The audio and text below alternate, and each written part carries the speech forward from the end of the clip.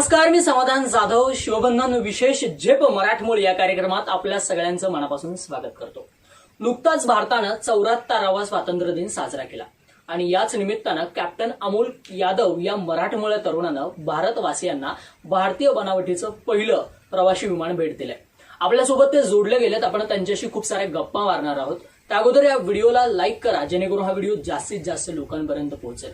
पाहुयात अमोल यादव यांचा परिचय. कॅप्टन अमोल शिवाजी यादव सैनिकांच्या सातारा जिल्ह्यातला मेहनती तरुण.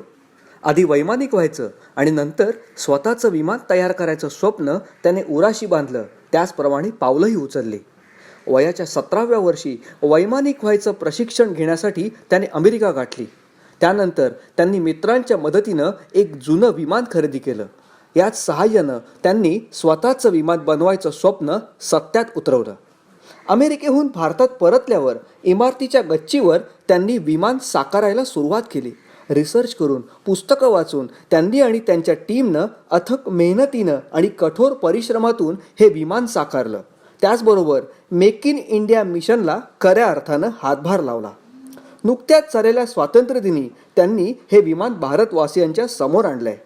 खरं तर कॅप्टन अमोल शिवाजी यादव यांनी साकारलेल्या भारतीय बनावटीच्या या प्रवासी विमानाबद्दल अमोल यांचं कौतुक करावं तेवढं कमीच आहे.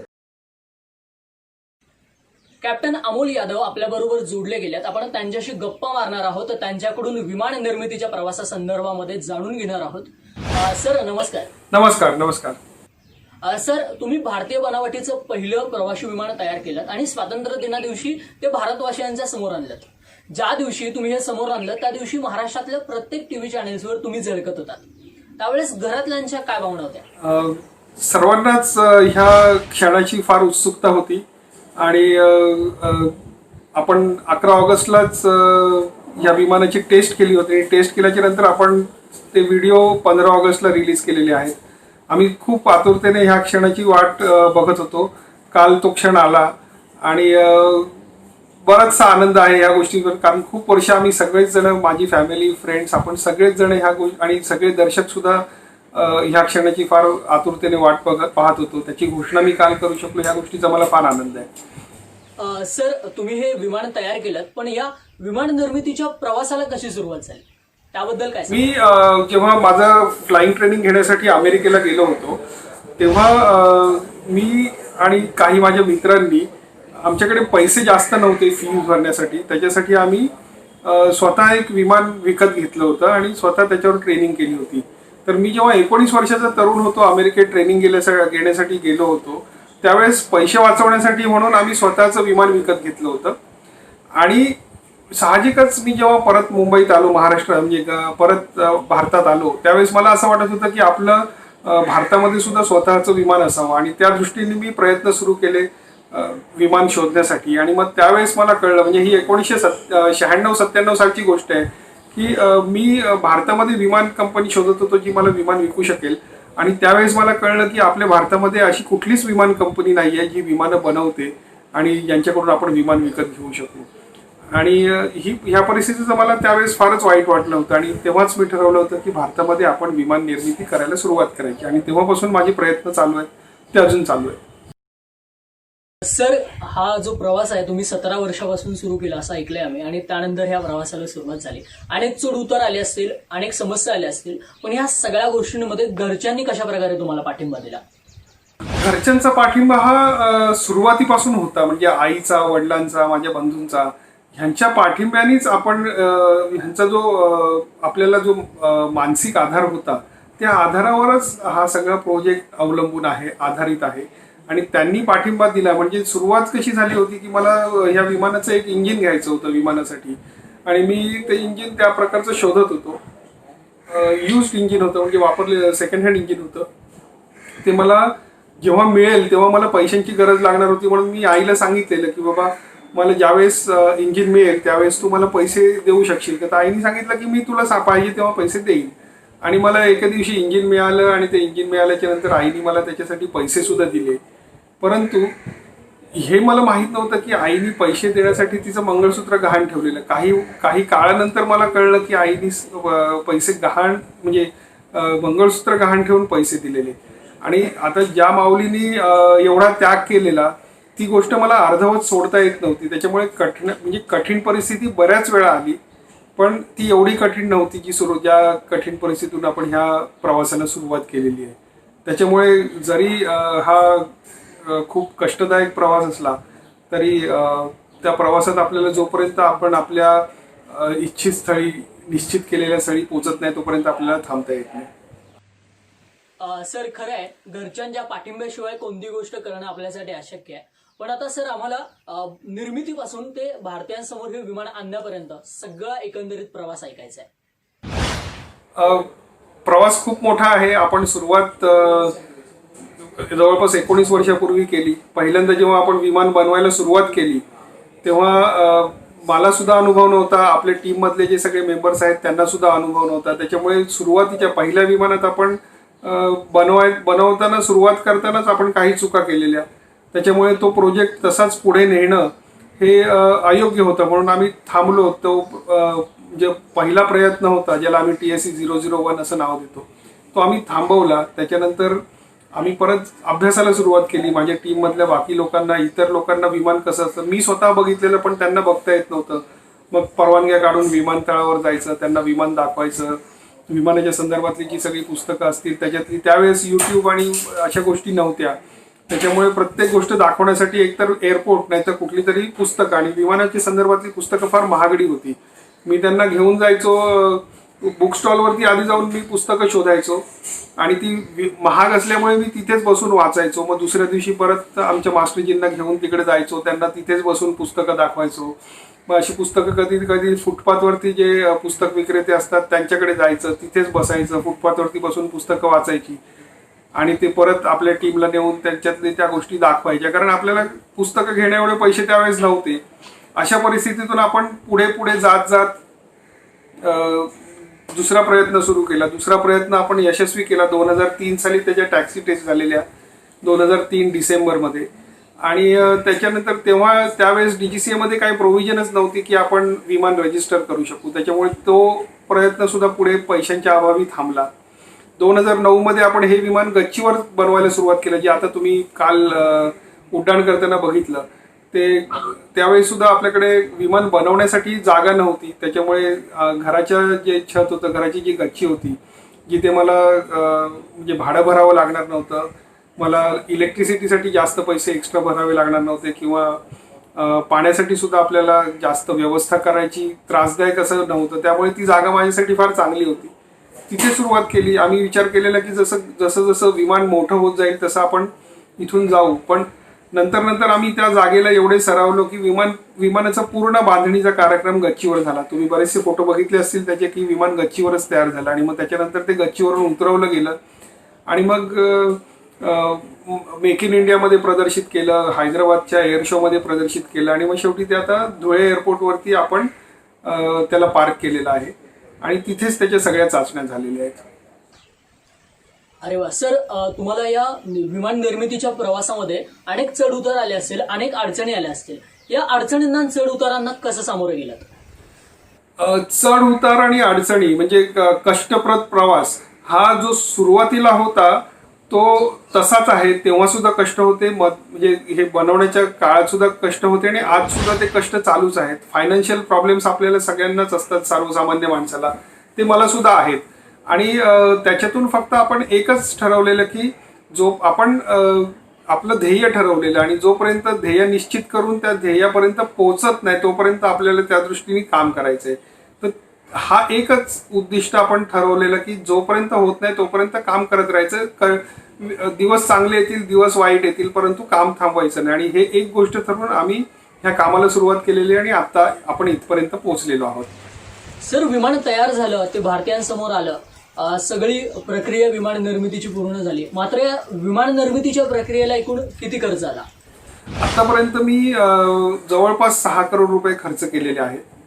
आणि मी स्वतः जेव्हा विमान बनवायला सुरुवात केलेली तेव्हा 6,000 रुपये सुद्धा माझ्या खिशात नव्हते. परंतु आमचं ध्येय होतं की आपण विमान निर्मितीला सुरुवात करायची आणि आम्ही केली ती सुरुवात. 2,000 रुपये होते त्यावेळेस. आम्ही ती 2,000 रुपयाची लाकडं घेऊन विंग्स बनवण्यासाठी जे स्टँड जमा करता येईल ते केलेलं. पैसे असे कधीच नव्हते, पण जी गोष्ट घ्यायची असेल, विकत घ्यायची असेल, त्या गोष्टीची किंमत काढायची, मग त्याच्यासाठी पैसे कमवायचे, ते साठवायचे आणि मग ती वस्तू विकत घ्यायची आणि मग त्या वस्तूवरती काम करायचं. ही आपली प्रोसिजर आहे आणि ह्या प्रोसिजरमध्ये आपल्याला एवढी वर्षे लागलेली आहेत विमान बनवण्यासाठी.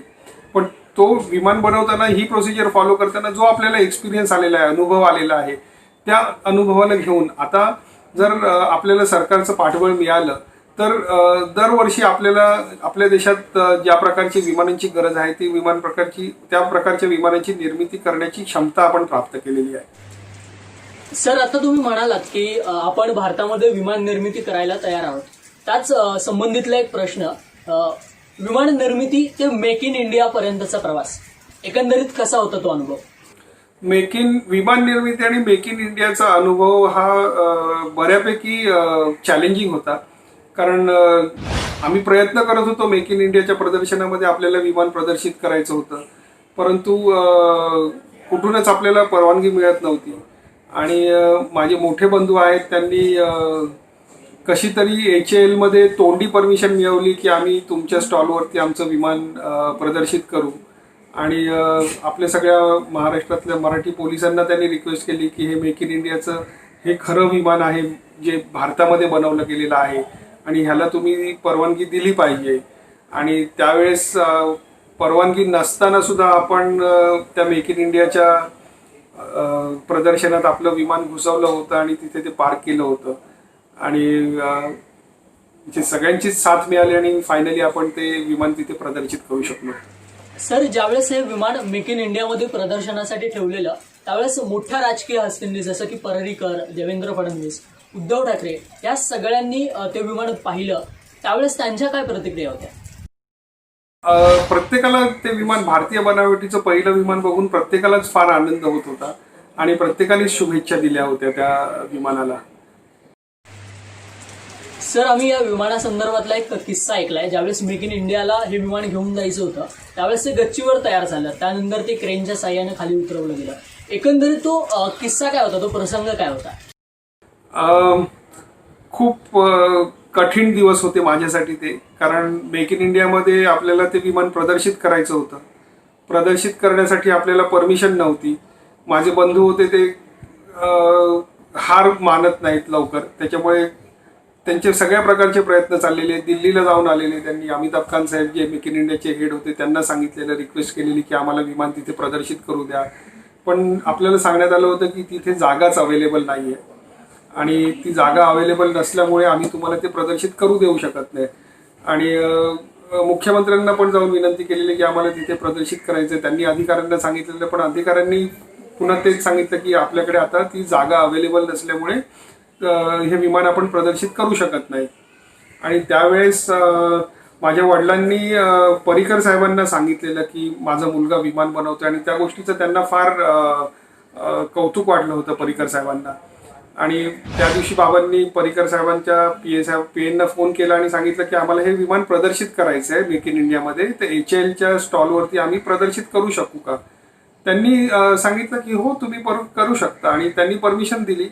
परंतु हा शेवटचा दिवस होता ज्यावेळेस आम्ही विमान नेऊ शकतो आणि कुठल्याही प्रकारची लेखी परवानगी नसताना आणि त्या जागा कमी असताना ती बोफोर्सची तोफ होती आणि HALचं हेलिकॉप्टर, त्या दोघांच्या मध्ये विमान ठेवायला जागा नव्हती. त्याच्यामुळे त्या विमानाला थोडंसं तिरकं करून ठेवावं लागलं होतं आपल्याला. आणि तशा परिस्थितीत आपण तिथे जाण्यासाठी कुठलीही परवानगी नव्हती. पोलिसांना जे कागदपत्र पाहिजे होती ती कागदपत्र आपल्याकडे नव्हती. माझ्या बंधूंनी त्यांना समजावून रिक्वेस्ट केली होती की आम्ही ते विमान आणणार आहोत. आणि मी त्या दिवशी त्याला सांगत होतो की दादा, आपल्याला जर परमिशन मिळत नसेल तर आपण आता थांबूया, आपण ह्याच्या पुढे जाण्यात अर्थ नाहीये. सर, मला या मेक इन इंडिया संदर्भातलाच एक प्रश्न विचारायला आवडेल. ज्यावेळेस तुम्ही ही विमानाची निर्मिती करायला सुरुवात केली त्यावेळेस केंद्र सरकार आणि राज्य सरकार त्या दोघांचा कसा पाठिंबा मिळाला? जेव्हा 2014 मध्ये DGCAने ह्याचे जे रूल्स होते ते डिलीट केले आणि ते डिलीट केल्यामुळे आपल्याला विमान केल्यानंतर सुद्धा रजिस्ट्रेशन करता येणं शक्य नव्हतं. जेव्हा हे 2016 नंतर मी मुख्यमंत्र्यांना भेटलो आणि त्यांना सांगितलं की अशा रीतीने DGCAने रूल्स डिलीट केले आहेत, त्याच्यामुळे आपल्या भारत देशामध्ये विमानं तयारच होऊ शकत नाहीत. मग त्यांनी ती गोष्ट पंतप्रधानांना सांगितली आणि पंतप्रधानांनी ते परत रूल्स रिइन्स्टेट करण्याचे आदेश दिले आणि जेव्हा ते रूल्स परत आले तेव्हा आपल्या विमानाचं रजिस्ट्रेशन होऊ शकलं. आणि अशा प्रकारे त्या दोघांनी आपल्या विमानाला रजिस्ट्रेशन होण्यासाठी मदत केली आहे.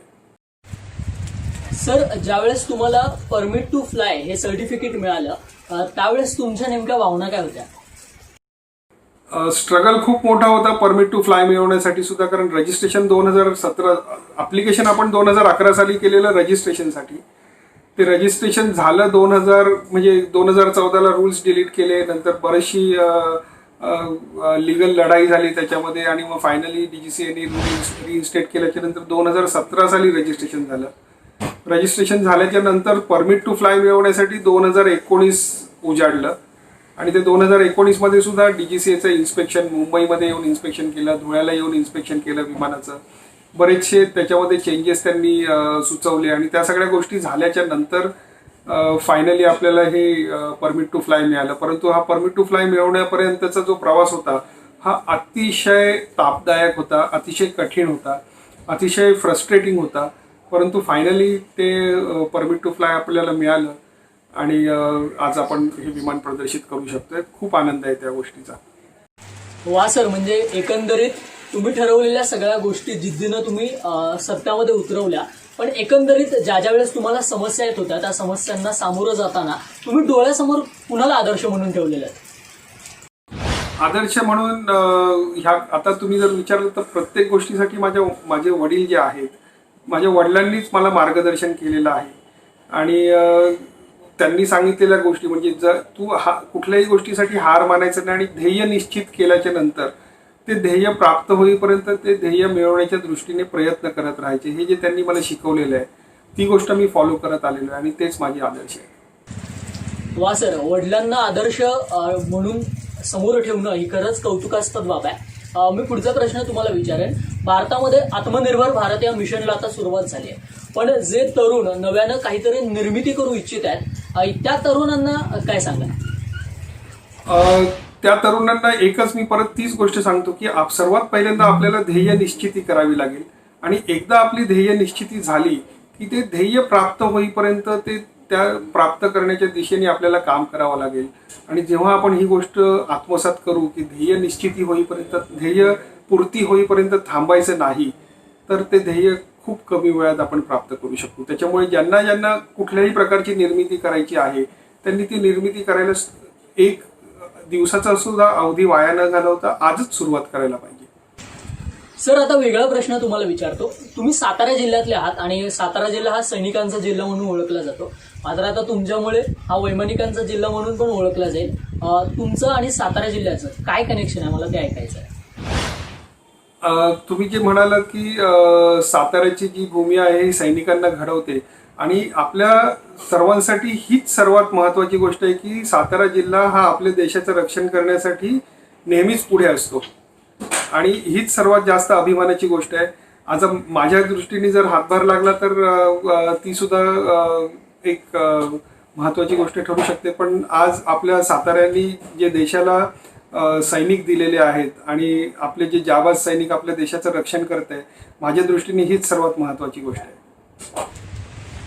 सर, तुम्ही आपलं प्रवासी विमान बनवलं, पण आता आम्हाला हे ऐकून घ्यायला आवडेल की अमोल यादव आता भारतीय वायुसेनेसाठी लढाऊ विमान बनवणार का?